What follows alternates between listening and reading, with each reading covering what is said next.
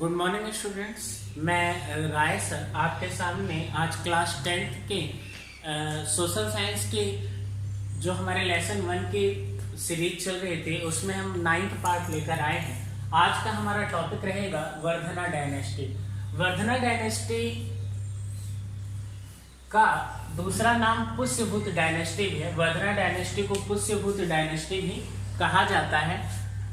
इन 6th century 6ठी शताब्दी में near Thaneshwar Maharashtra, 6ठी शताब्दी में महाराष्ट्र के थानेश्वर के नजदीक इस डायनेस्टी की स्थापना हुई और इसके जो फाउंडर थे वो थे पुष्यभूति वर्धन। पुष्यभूति वर्धन जो फाउंडर थे इनके बारे में बस हमें इतना जानना है, ही was the worshipper of Shiva.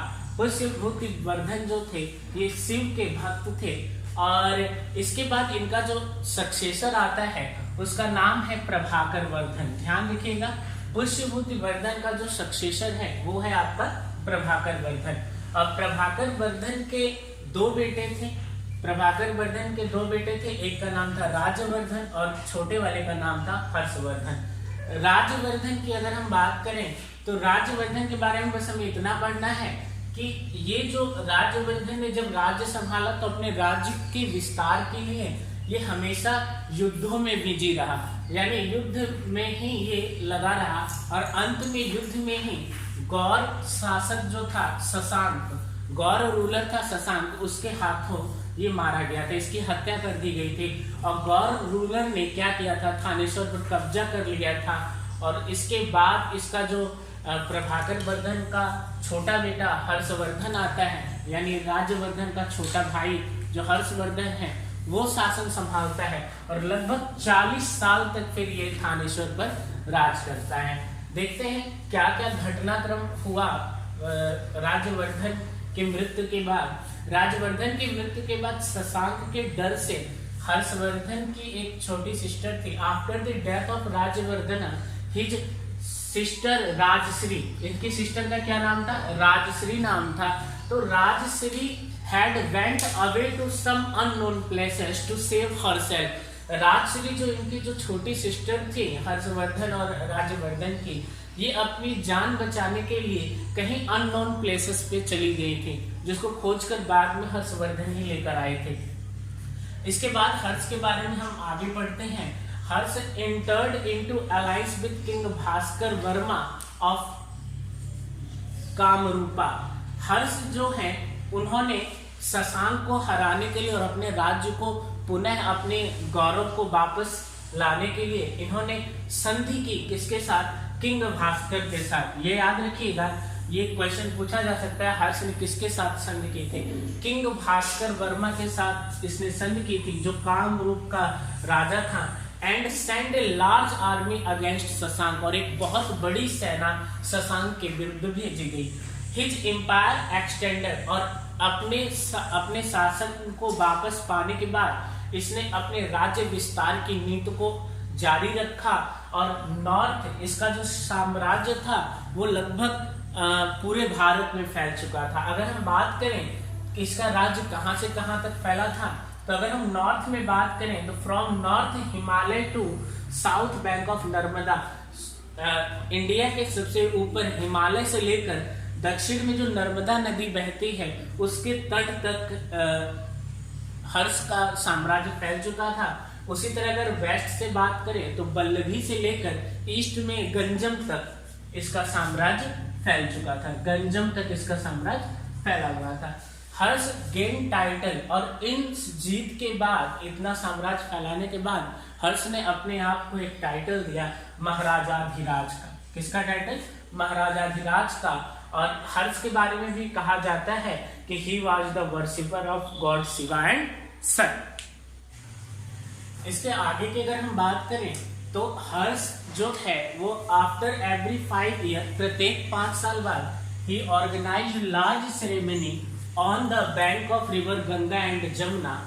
हर 5 साल बाद जो हर्षवर्धन है वो एक सेरेमनी ऑर्गेनाइज करता था गंगा और यमुना के नदी के, गंगा यमुना के संगम पर, जो आज प्रयागराज कहा जाता है, वहां पर, to perform the charity and other work of public welfare.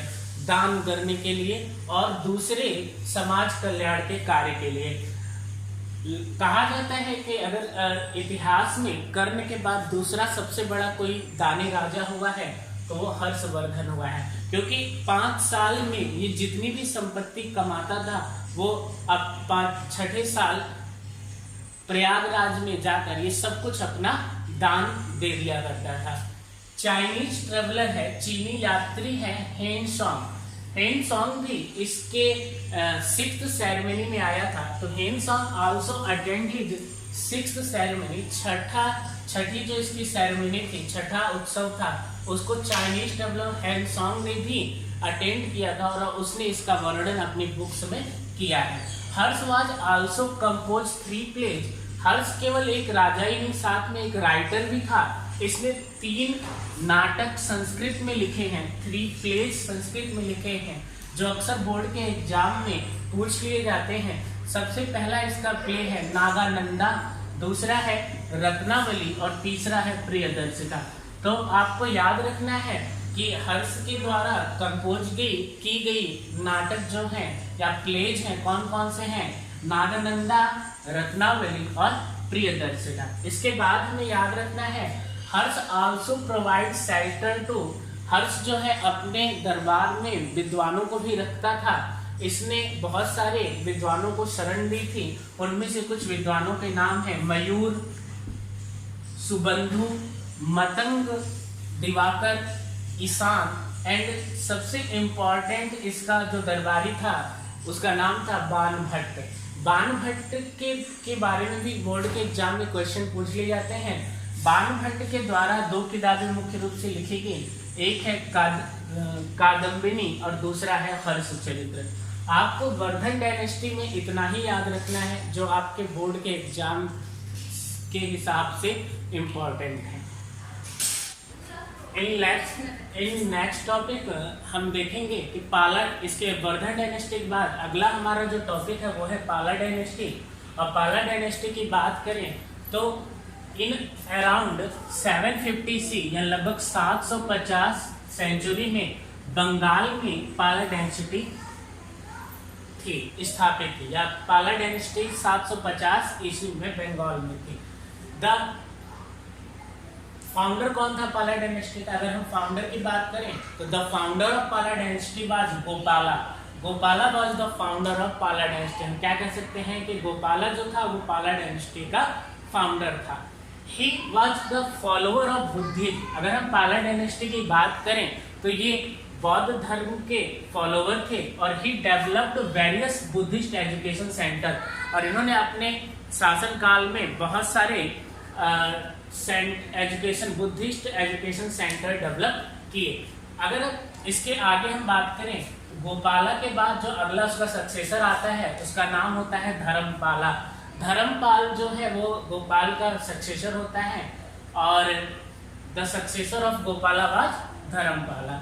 He extended, अब धर्मपाल के बारे में पढ़ना है। He extended his empire up to Kannauj. इसने अपने साम्राज्य का विस्तार करते हुए इसने अपने साम्राज्य को कन्नौज तक बढ़ा लिया, यानी पश्चिम बंगाल से लेकर बंगाल से लेकर कन्नौज तक इसने अपने साम्राज्य को फैला लिया था, विस्तारित कर लिया था।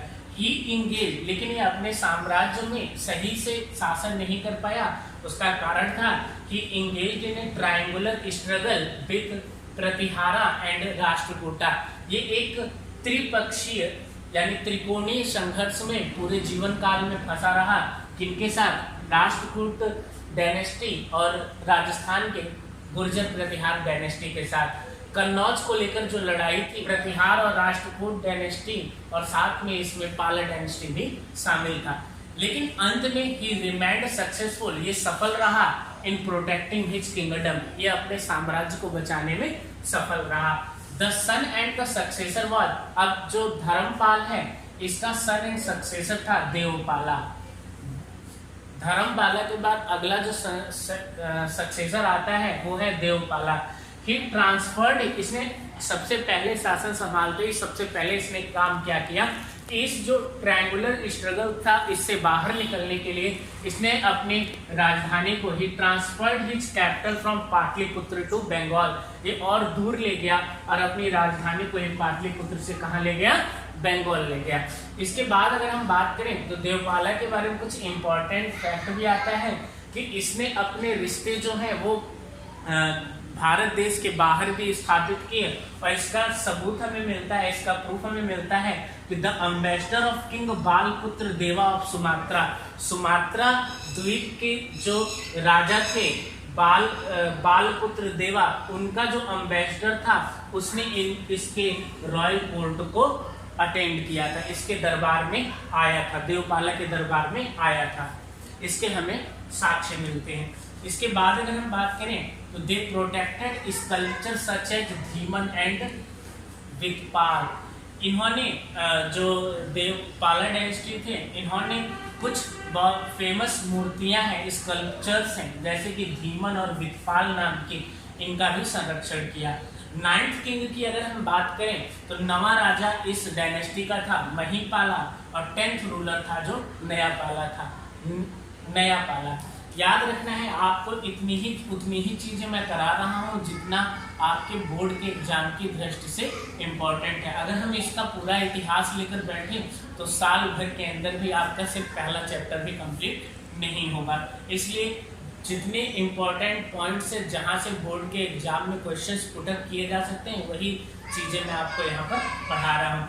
अगर हम आगे की बात करें पाला डायनेस्टी के बारे में कुछ इंपॉर्टेंट पॉइंट्स की बात करें तो he also got protection to Mahavihara of Nalanda and Vikramshila.